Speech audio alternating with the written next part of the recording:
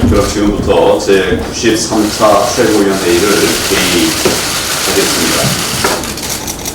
최근 나온 1사분기 투자 동향 결과를 보면 대한민국의 미래를 심각하게 염려하지 않을 수가 없습니다. 올 1분기 우리 기업들의 해외 직접 투자액은 지난해 같은 기간에 비해서 44.9% 늘어났습니다. 141억 달러로 사상 최고를 기록했습니다. 우리 돈이 빠져나가고 있다는 증거입니다. 같은 기간에 외국인의 국내 직접 투자는 31억 7천만 달러에 그쳐서 작년 동기 대비 35.7% 줄었습니다. 우리 당으로 들어오는 외국인의 투자는 현저히 줄어가고 있다는 이야기입니다. 더 심각한 문제는 중소기업들까지 해외 탈출 러시에 앞다퉈 나서고 있다는 것입니다.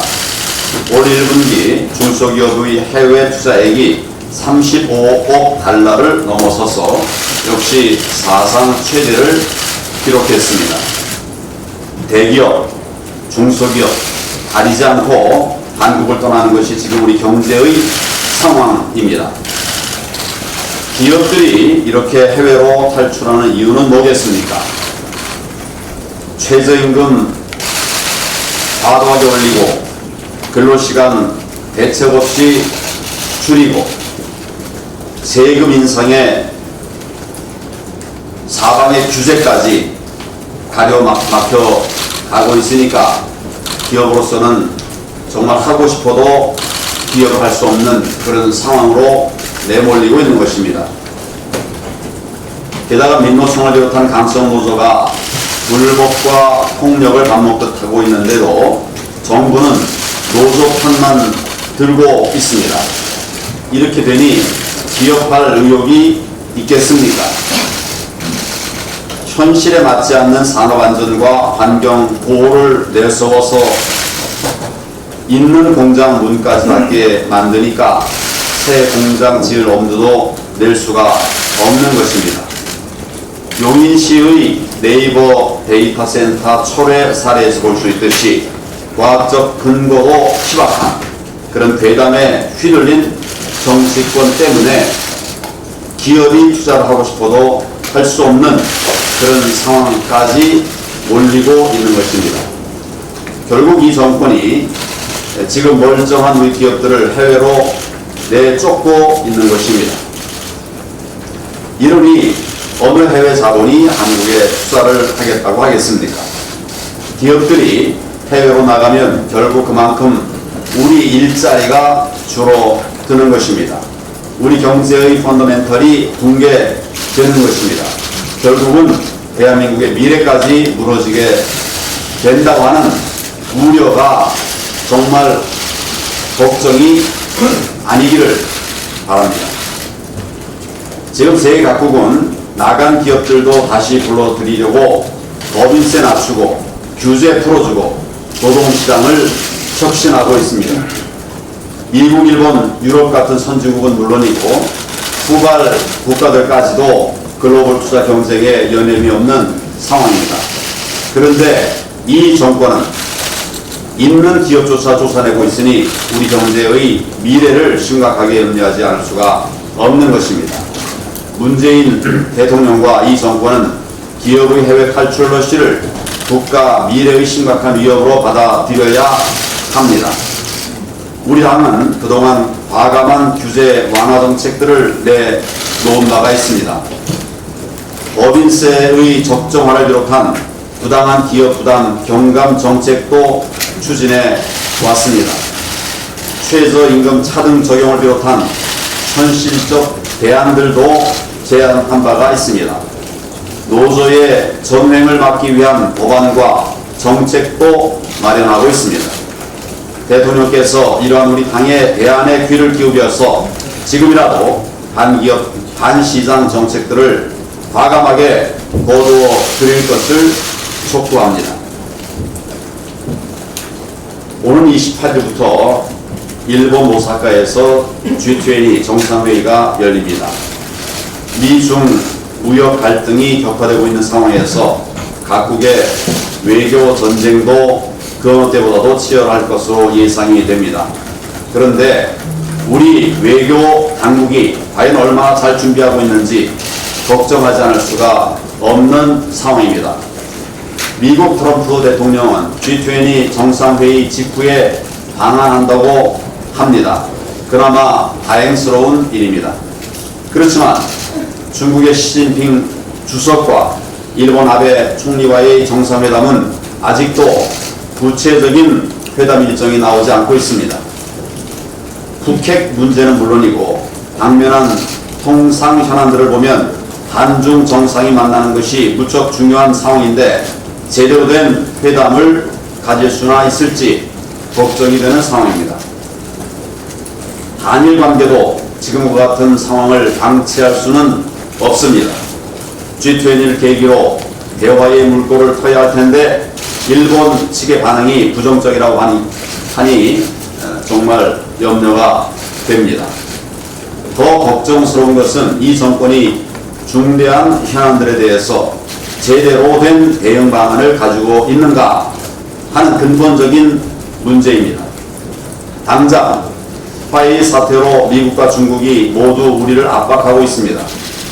한미 정상회담 테이블에도 올라올 것으로 예상이 되고 또 한중 정상이 만난다면 그 자리에도 빠질 수 없는 의제가 될 것입니다. 지금 정부는 기업이 알아서 하라고 수수방관하고 있습니다.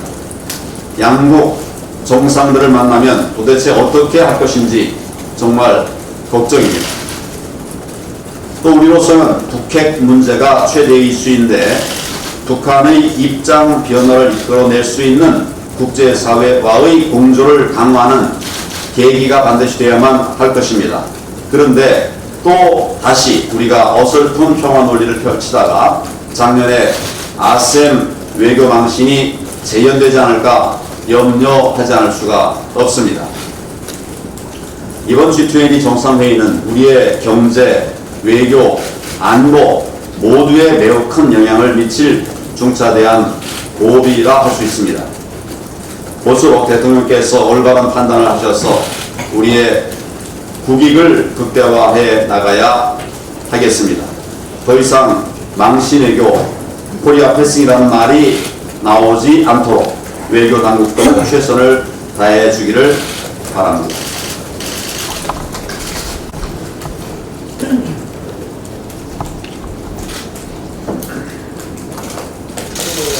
우리가 무조건 아무나 붙잡고 결혼하는 행복한 것이 아닙니다. 어떤 사람과 결혼을 하느냐가 본질일 것입니다. 마찬가지입니다. 국회도 수경도 그 자체가 목적이 아닙니다. 어떤 국회냐, 어떤 추경이냐가 본질입니다. 그런데 청와대와 여당은 어떤 국회이고 어떤 추경인지 묻지도 따지지 말고 무조건 통과시키라고 합니다. 일단 아무나 붙잡고 결혼하라는 식과 다름없다고 생각합니다.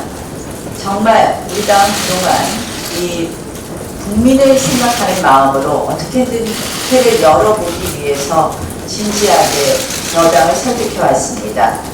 그런데 청와대와 여당은 패스트트랙을 날치기로 해서 비정상 국회, 일 못하는 국회를 만들어 놓고 아무것도 양보할 수 없다라는 태도로 일관하는 것과 다름없다고 생각합니다.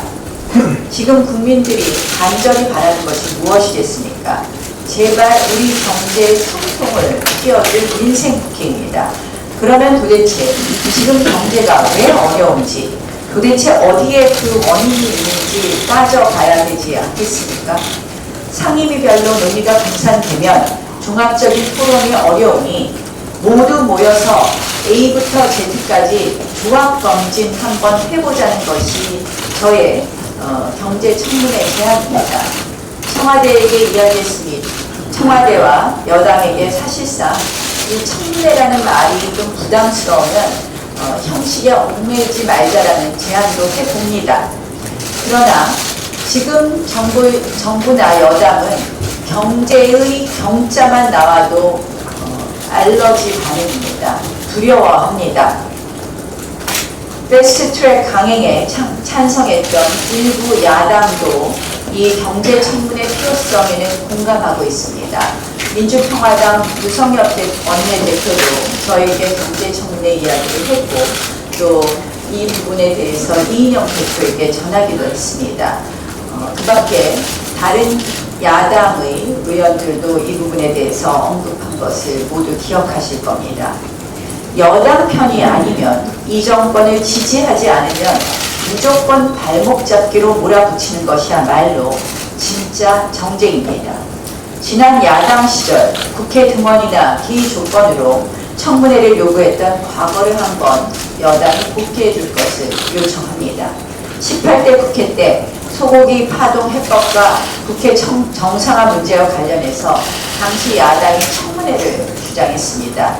여당은 국정조사 합의로 통 크게 요구를 수용하면서 타협과 대화의 불씨를 이어가는 것, 그것이 바로 국회입니다. 추경에 앞서 경제청문회가 필요한 이유는 분명합니다. 이번 추경안은 논란의 정점에 서 있는 소득주도 성장 정책의 근본 철학이 고스란히 녹여 있습니다. 그러면 그게 맞는지 터놓고 이야기해보자는 것입니다. 추경안으로 경제를 살릴 수 있다면서 왜 못하는 것입니까? 지금 국민들은 과연 문재인 정부의 경제 정책이 올바른 방향으로 가고 있는지 궁금해하고 있습니다. 그 의구심에 정부가 답해야 합니다. 다시 말씀드립니다. 형식과 네이밍이 중요한 게 아닙니다. 재추경만큼은 초스피드로 처리할 의향이 있습니다. 하지만 다른 추경안은 심사에 앞서 정부 정책에 대한 총체적 점검이 필요합니다. 국민에게 희망을 주는 국회가 돼야 합니다. 국민의 세금을 가져다 쓰겠다고 하기 전에 직접 정부가 국회를 설득하고 국민을 납득시키십시오. 그것이 경제청문회가 시급한 본질적 이유입니다. 방송인 김재동 씨의 황제 강연료 논란이 확산되고 있습니다. 지금까지 확인된 7차례 강연만으로 챙긴 강연료만 1억 원에 육박했다는 보도가 나왔습니다. 시급 1,000만 원을 주든 1억 원을 주든 정권 출범에 기여한 바에 보답하는 것은 좋습니다만 하려거든 본인들 돈으로 하십시오. 국민 세금 가져다 그렇게 챙겨주지는 말라는 이야기입니다. 문재인 정부 들어 방송계, 문화계, 화이트리스트 어제 오늘 일이 아닙니다. 정권 찬양에만 바쁜 좌편향 방송인, 연예인이 TV, 라디오, 각종 콘텐츠를 독차지하고 있습니다. 공영방송마저 정권 보훈에 휘둘리는 현 세태가 결국 수신료 거부 운동으로까지 이어지고 있습니다. 문재인 정권 들어 경제는 추락하고 나날이 국민들 삶은 어려워지는데 오히려 경제 호황을 맞이한 분들이 있습니다. 친정권 인사들이 대한민국 곳곳을 장악하고 있습니다. 이 정부의 탈원전 고집으로 지역 경제가 무너지고 산업 생태계 전반이 위협받고 있습니다. 전기료 폭등의 공포까지 엄습하고 있지만 누군가는 그 기회를 노리고 엉터리 사업을 꾸며서 국민 혈세인 국고 보조금을 톡톡히 타가고 있습니다. 태양광 마피아, 소위 태피아 전성시대입니다. 민변 출신 또는 코드 법조인들이 사법부를 장악하고 전교조 출신들은 대한민국 교육계를 접수하고 있습니다. 민주노총은 공공기관 정규직 전환을 틈타 고용 세습과 일자리 장악을 해나가고 있습니다. 정부위원회 역시 50곳 이상에 들어가 각종 고용 현안에 민주노총이 간섭하고 있습니다. 이대로 둘 수 없습니다. 국민 혈세로 특정 세력이 호의호식하고 국가의 기본 질서마저 휘둘리는 것을 보고만 있을 수 없습니다. 앞으로 우리 당은 각 상임위에서 전력을 다해 좌편향 세력의 대한민국 접수 실태를 파악하고 그것을 막기 위한 단호한 대응에 나설 것입니다. 한 가지 마지막으로 말씀드리겠습니다. 최근 우리 동해바다 경계가 속수무책으로 뚫렸습니다. 어이가 없습니다. 전투에 실패한 지휘관은 용서할 수 있어도 경계에 실패한 지휘관은 용서할 수 없다는 말이 있습니다. 국군 통수권자 문재인 대통령이 앞장서 체결한 9.19 군사합의 그리고 대한민국 무장해제의 결과입니다. 제가 올해 초에 비무장지대 GP를 찾아가서 9.19 군사합의로 안보상의 문제점을 지적했습니다. 그때 이런 대답이 돌아왔습니다. 감내할 만한 수준이라고. 저는 그때 정말 머릿속이 하얘지는 느낌이었습니다. 지금 감내할 만한 수준의 안보 걱정을 넘어서 감내 못할 수준의 안보 절벽에 이르고 있습니다. 제가 노래마다 가사 하나 읊어드리겠습니다. 여러분들이 잘 아시는 6.25 가사입니다. 잊어야 어찌 우리 나를 조국을 원수들이 짓밟아온 나를 민주노 붉은 피로 연수를 막아내어 발을 불러 땅을 치며 매번했던 나를 이제야 갚으리 그날의 원수를 쫓기는 저의 무리 쫓고 또 쫓아 원수의 하나까지 쳐서 문질러 이제야 그들이 이 나라 이겨내. 최근에 홍콩에서 처절한 체제투쟁을 하고 있습니다. 자유민주주의를 지켜내기 위한 홍콩 시민들의 모습에 무한한 아낌없는 지지를 표합니다. 사랑하는 국민 여러분,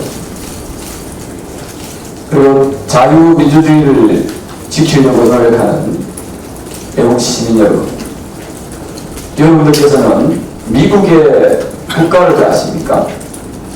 미국의 국가는 1814년 영국과의 전쟁을 치르면서 미국이라는 나라를 수호하는 모습을 고스란히 담아낸 그 내용이 미국의 국가입니다.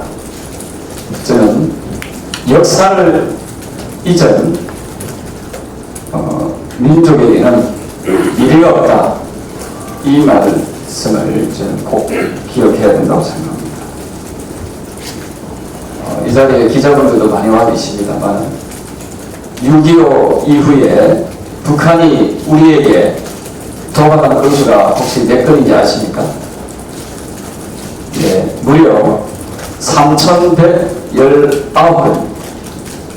그리고도 단 한 번도 우리나라 정부, 우리 국민에게 사과한 적이 없습니다. 저는 6월 호국 보훈의 달을 맞이해서 이제는 우리 국민들이 역사 앞에 그 진실을 밝히는데 앞장서 나가야 된다 이런 생각을 하고 있습니다.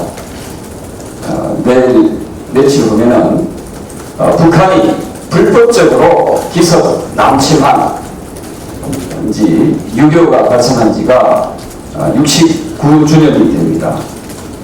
이 동족 상잔의 비극에 의해서 얼마나 많은 국민들이, 얼마나 많은 우리 국군이 희생된지 아십니까? 유엔을 포함해서 우리 군은 무려 77만 6,360명이 전사하거나 부상당했습니다.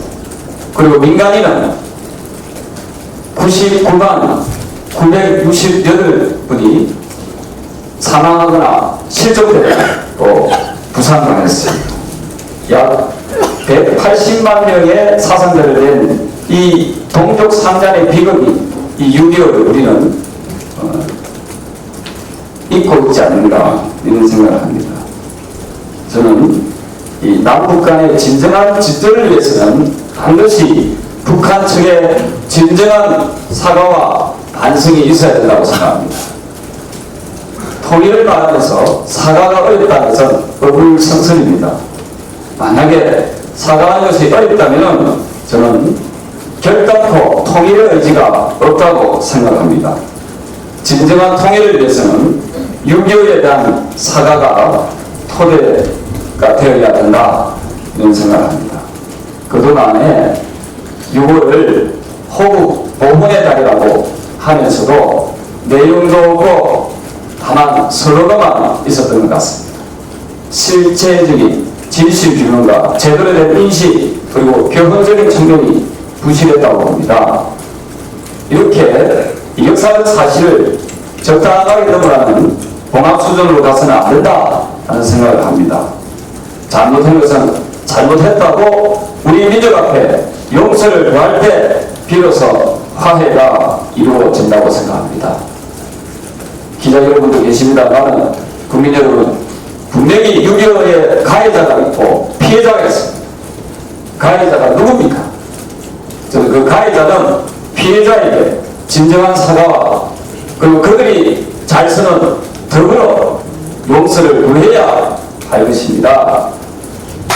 6.25의 실체적인 진실과 교훈적인 측면에서 그리고 제대로 된 역사 인식을 위해서 이 정권과 더불어민주당이 하지 못한다면 우리 자유한국당이 당 차원에서라도 6.25와 관련된 행사를 주체적으로 치러 나가야 된다고 생각을 합니다. 요즘 초등학생들이 과연 6.25를 알고 있는지 이런 팩트에 의한 역사인식이 제대로 될 때 올바른 화합과 통합이 이루어질 것이라고 생각합니다. 이상입니다.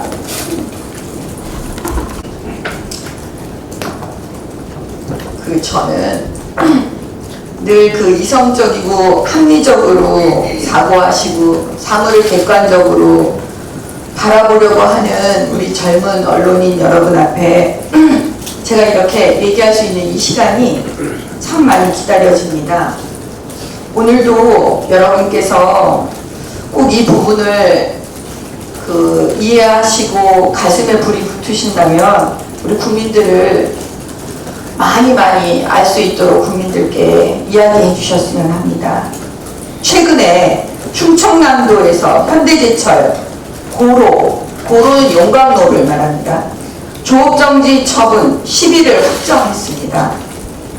국내 1위 철강사인 포스코가 앞으로 전라남도와 경상북도로부터 조업정지 10일 사전 통보 받아놓은 상태입니다.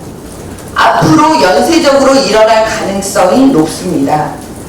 국내 고로는 총 12개입니다. 그럼 3개 빼고 이제 9개 남았는데 이런 식으로 나가다 보면 피해액은 10조 원이 육박한다고 합니다. 10조 원에. 그럼 과연 무엇이 문제일까요? 환경단체는 대기 오염 물질 배출했다 이러면서 지금 이 부분에 문제를 삼았고 그 다음에 정부가 결정을 내린 겁니다. 근데 많은 분들이 이 부분에 대해서 화들짝 문제 제기하고 이렇게 지적을 합니다. 철강산업과 고로설비의 특성을 무시한 채 내린 처분이다. 그 이유는 이렇습니다.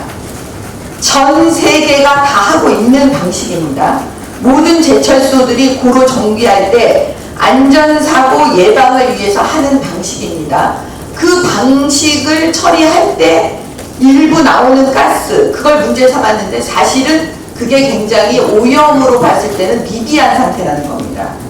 그렇다면 이걸 대체할 다른 방법이 있느냐? 현재까지는 없다는 겁니다. 그러면 조업정지 10일이 왜 문제가 될까요? 바로 이 10일이 문제가 됩니다. 조업정지를 만약에 4일이나 5일 정도 넘으면 그 고로 안에 쇳물이 굳어서 재가동이 불가능해진다는 겁니다. 이를 복구하는데 3개월, 길면 6개월이래요. 그럼 현대제철 제2 고로의 경우 3개월 이상 멈춰 서버리면 보수비용 빼고 매출 손실만 8천억 원 넘는다고 합니다. 근데 문제는 뭐냐면 대체할 다른 방법이 없기 때문에 계속 보수 고발되면 계속 이런 조업정지 처분되면 결국 어떻게 되냐면 철강산업 망한다는 거죠. 철강 산업은 여러분 다 아시는 것과 같이 산업의 쌀이라 불리는 국가의 기간 산업입니다. 자동차, 조선, 건설 등 우리 경제의 근간이 되는 주요 산업군 전부 다 밀접한 관계가 되어 있습니다. 지금 핵심은 이겁니다.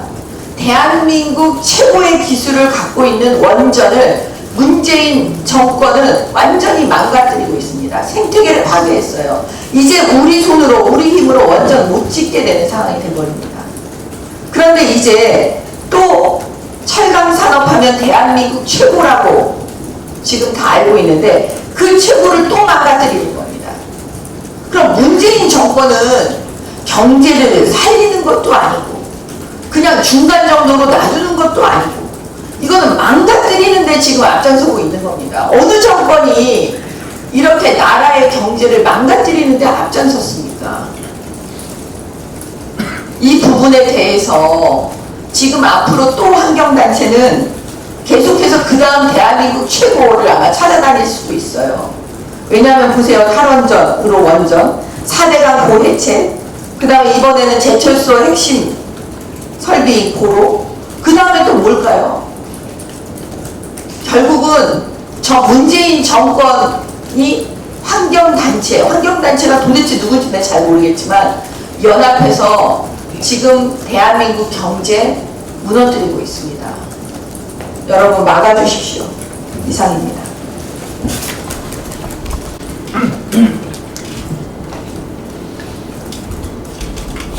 예, 문재인 대통령께서 6박 8일간의 북유럽 3개국 국빈 방문 일정을 마치고 어제 오후 귀국하였습니다. 미중 통상 분쟁에 대한 꽉 막힌 전국 운영에 대한 해법 제시보다 더 크고 중요한 이유가 있었어야 했었습니다만은 아직까지 우리 국민들은 그 이유를 찾지 못하고 있습니다. 오히려 대통령께서 외국에 계시는 동안에 출국 직전에 하신 발언으로 인해서 국내는 더 수세했습니다. 현충일 추념식 6.25 추념식에서 6.25 남침의 원흉으로 김일성 훈장을 받은 인물을 국군의 뿌리라고 말하시며 참석자들을 어리둥절케 하셨고, 청와대 오찬에서는 6.25 용사 유족이 북한의 사과를 받아내 달라고 했지만 침묵하시기 때문입니다. 해외 순방 기간 중에도 참으로 이해하기 어려운 일들이 뒤따랐습니다. 스웨덴 임원들과 면담에서 한국은 미국식 발전 모델에 따라 높은 성장을 이뤄냈다. 하지만 그만큼 극심한 양극화가 생겨나는 등 풀어야 할 과제도 많다고 말씀하셨습니다. 저도 경제기획원에서 경제발전 5개년 계획을 수립하고 집행하는 실무자로 참여했습니다. 그런데 참여자 어느 누구도 단 한치라도 우리의 발전 전략을 미국 따라하기라고 생각해 본 적이 없습니다. 수출 주도형 경제 발전 모델이 미국식입니까? 미국에는 수출이라는 개념이 없습니다.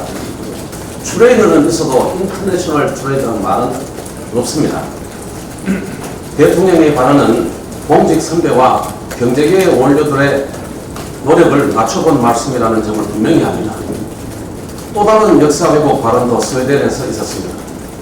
6.25 전쟁에 야전 병원단을 파견했던 스웨덴 의회에서 남북은 그 어떤 나라도 침략한 적이 없습니다라는 발언으로 북한의 남침을 애둘러 부정하였습니다. 역사를 원하는 대로 바꿔 쓰는 작업이 바다 건너 외국에서도 계속된 점 매우 유감입니다. 그럼에도 불구하고 북유럽 선진 3개국을 보고 듣고 직접 발로 겪고 오셨으니 그 경험을 국정에 잘 반영해 주시길 바라면서 꼭 챙겨보셔야 할 것들, 현 청와대에서는 위에 절대 보고하지 않는 팩트들에 대해서 말씀을 드리고자 합니다. 북유럽 3개국 모두 우리보다 잘 사는 나라들입니다. 국민소득이 최대 3배 가까이 높습니다. 노르웨이는 27년 전 1992년에 1인당 국민소득 3만 불 넘겨 현재 8만 불, 스웨덴도 92년에 3만 달러, 현재 5만 5천 달러, 핀란드도 2003년에 3만 달러, 현재 4만 5천 달러입니다.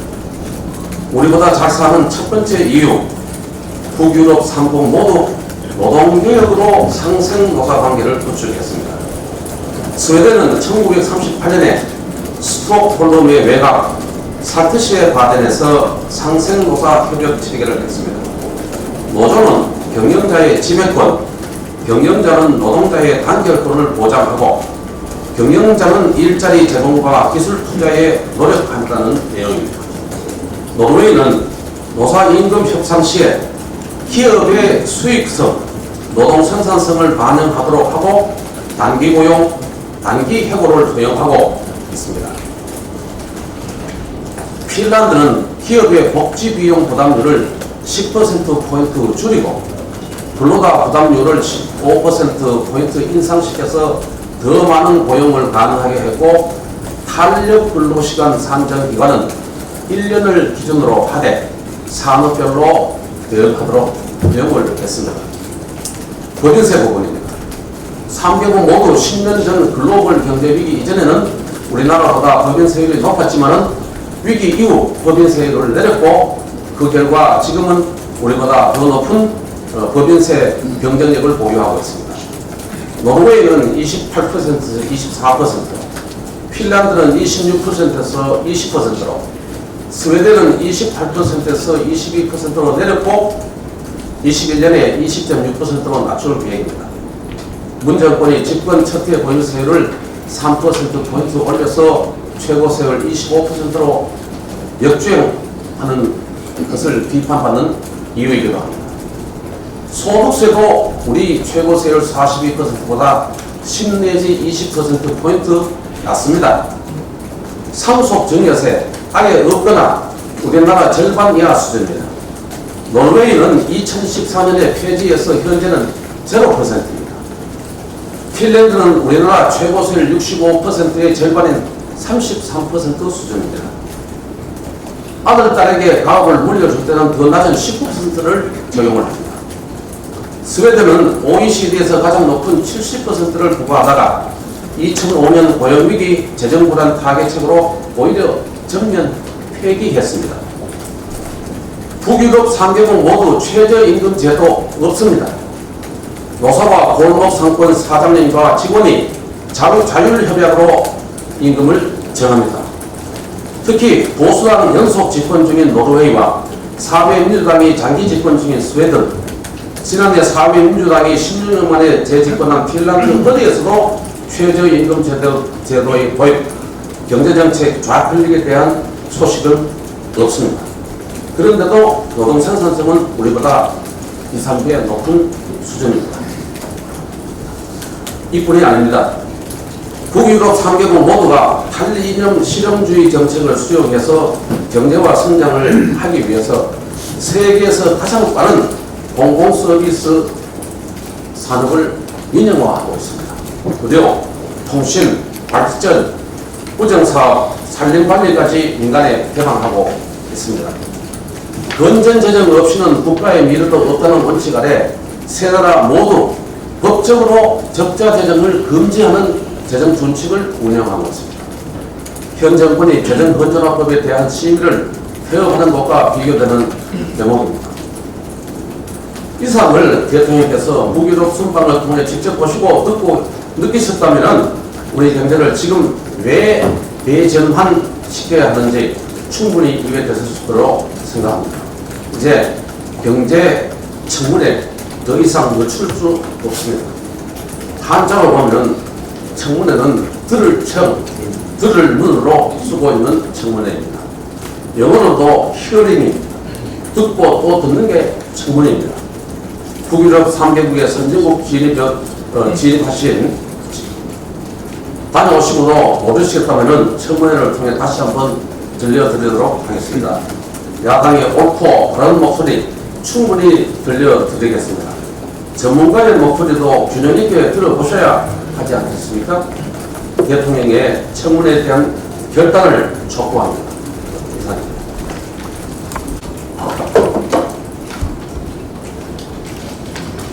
네, 김재동 씨 세금으로 고액 관연료 지급 논란에 덧붙여 말씀드리겠습니다. 행정부와 지자체가 민간단체에게 세금, 즉 보조금으로 지원 사업을 하는 것이 있습니다. 그래서 세금이니까 더 엄격하게 쓰라고 회계 집행 지침 같은 걸 만들어서 반드시 지켜서 운영을 하도록 합니다. 그리고 이를 어기게 되면 환수, 징계도 받습니다. 이게 2019년 행정부가 작성한 비영리 민간단체 지원사업 집행 지침입니다. 이에 따르면 강사비를 등급별로 구분을 하는데요. 가장 높은 단계인 특급은 활동 경력 20년 이상의 문화예술 등 전문직 종사자, 기타 이에 준하는 사회 저명 인사, 그리고 또 행정부의 협의를 거치도록 되어 있습니다. 김재동 씨가 20년 이상의 경력을 가졌는지도 실은 의문이지만 지급 기준의 최상인 특급으로 쳐도 시간당 30만 원밖에 지급을 받을 수 없습니다. 국민 세금이 들어가는 강연에 정부의 원칙이 있었다는 겁니다.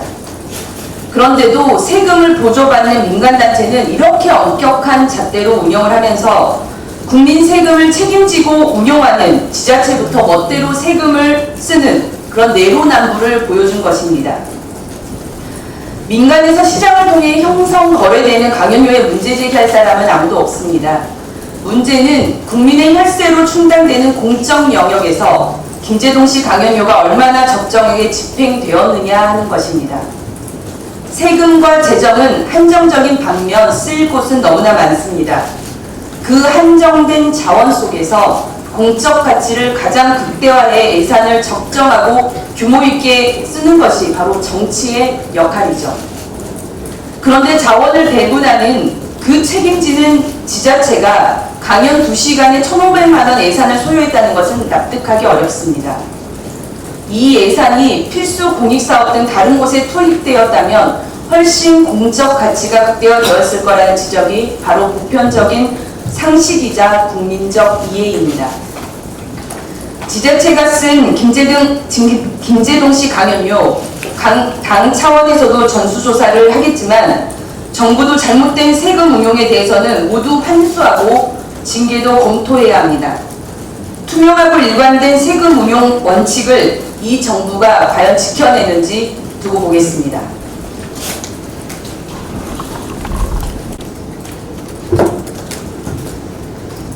국가원수와 영부인이 외국을 방문하면서 서로 경쟁하듯이 자국을 비하하는 것으로 인식될 소지가 다분한 이런 언행들을 하는 데 대해서 국민 여론이 부글부글 끓고 있습니다. 이런 가운데 국내는 정말로 난마처럼 얽혀져 있는 이런 상황입니다. 앞서 당 대표께서 말씀하신 바와 같이 이 제조업의 코리안 엑소더스 정말로 심각한 상황이고, 이런 상황 속에서 최근 4년간 지속됐던 세수 호황도 올해로 끝난다는 진단이 나오고 있습니다. 그럼에도 불구하고 내년 총선을 앞두고 경제 살린다면서 재정 확대에 열을 올리고 있습니다. 기재부에서 나온 정부 각 부처의 내년도 예산 요구 합계액은 500조 원에 달하고 있습니다.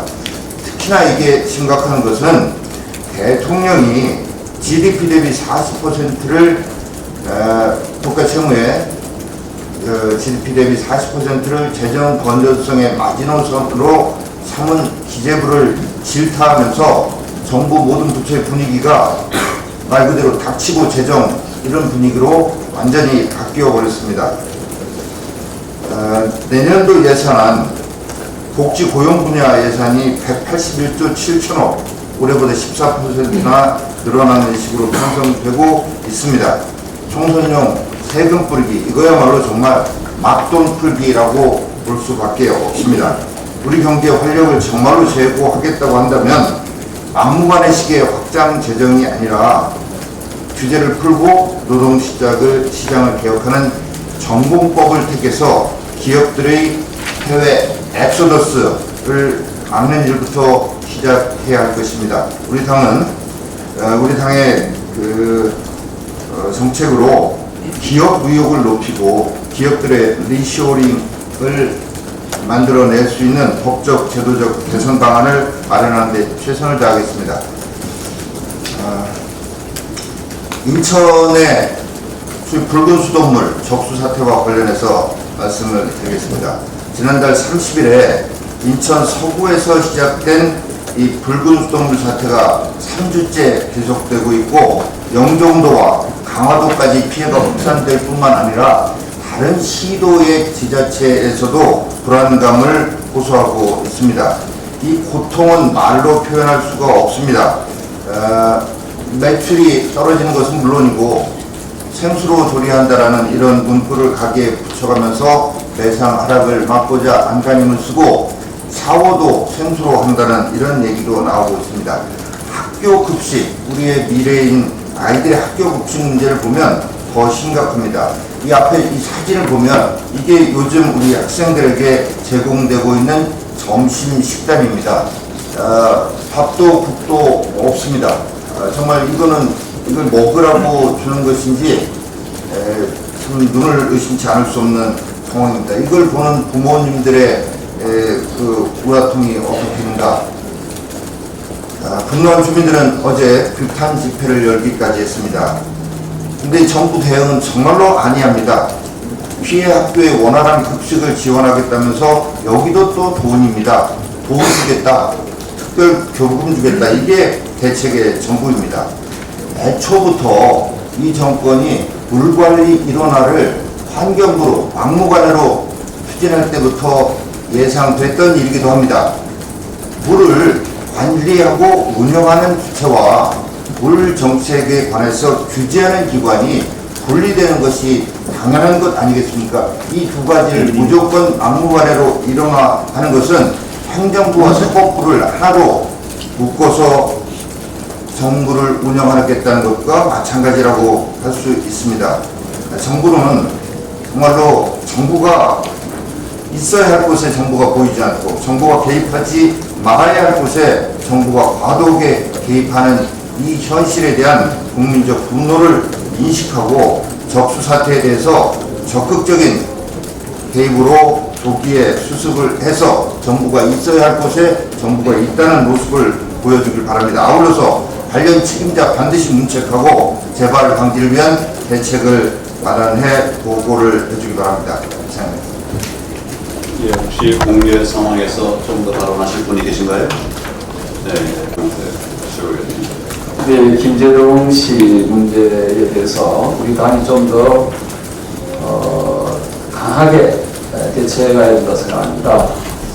최근에 보니까 도봉구하고 동작구 또 이런 재정 자립도가 10%대, 20%대에 있는 지자체에서 1,500만 원, 뭐 1,200만 원 이런 강연료, 말도 안 되는 이 강연료를 이 지자체에서 지불했다는 것은 이건 매우 도덕적 해이가 매우 심각하다 해서 생각합니다. 그래서 본 최고위원은 우리 당에서 감사원 감사 청구를 그런 시일 내에 당 차원에서 청구해야 된다, 그런 입장입니다. 이상입니다.